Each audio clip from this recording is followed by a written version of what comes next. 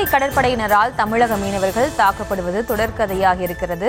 சுதந்திரமாக மீன்பிடிப்பது எப்போது என்று இபிஎஸ் கேள்வி எழுப்பியிருக்கிறார். தமிழக மீனவர்கள் ஆழ்கடலில் சுதந்திரமாக மீன்பிடிக்கக்கூடிய சூழ்நிலை எப்போது உருவாகும் என்று இபிஎஸ் கேள்வி எழுப்பியிருக்கிறார். அந்த அண்மை செய்தியை பார்த்து வருகிறோம்.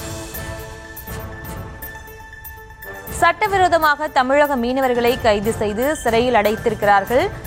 தமிழக மீனவர்கள் ஆழ்கடலில் சுதந்திரமாக மீன்பிடிப்பது எப்போது என்று இபிஎஸ் கேள்வி எழுப்பியிருக்கிறார். விவரங்களோடு இணைகிறார் இந்த செய்தியாளர் ராஜேஷ். ராஜேஷ், வணக்கம். மேலும் அவர்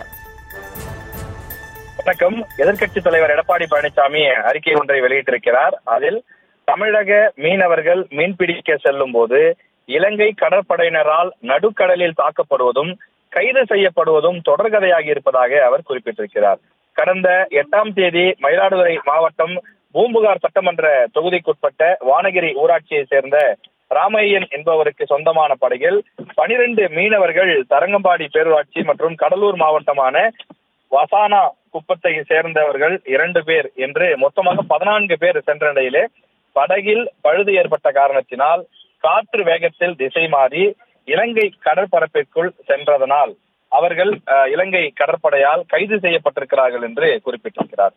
நமது மீனவர்கள் படகில் பழுது ஏற்பட்டுள்ள காரணத்தினால் திசை மாறி எங்கோ வந்துவிட்டோம், எங்களுக்கு உதவுங்கள் என்று கோரியதை இலங்கை கடற்படையினர் மனிதாபிமானமற்ற முறையில் ஒதுக்கி தள்ளி சட்டவிரோதமாக தமிழக மீனவர்களை கைது செய்து சிறையில் அடைத்திருக்கிறார்கள் என்று அவர் குறிப்பிட்டிருக்கிறார். தொடர்ந்து தமிழக மீனவர்கள் ஆழ்கடலில் சுதந்திரமாக மீன்பிடிக்கக்கூடிய சூழ்நிலை எப்போது வரும் எனவும் இபிஎஸ் கேள்வி எழுப்பியிருக்கின்றார். தங்களின் உயிருக்கும் உடைமைகளுக்கும் பாதுகாப்பில்லாத சூழ்நிலையில் அவர்களுக்கு மீன்பிடி தொழிலை மேற்கொண்டு வருவது இனியும் யாராலும் தொடர்ந்து ஏற்க முடியாத ஒரு சம்பவமாக நடைபெற்று வருகிறது என்று குறிப்பிட்டிருக்கிறார்.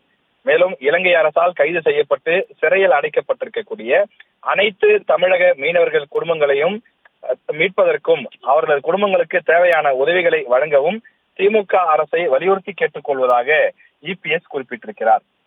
விவரங்களுக்கு நன்றி ராஜேஷ்.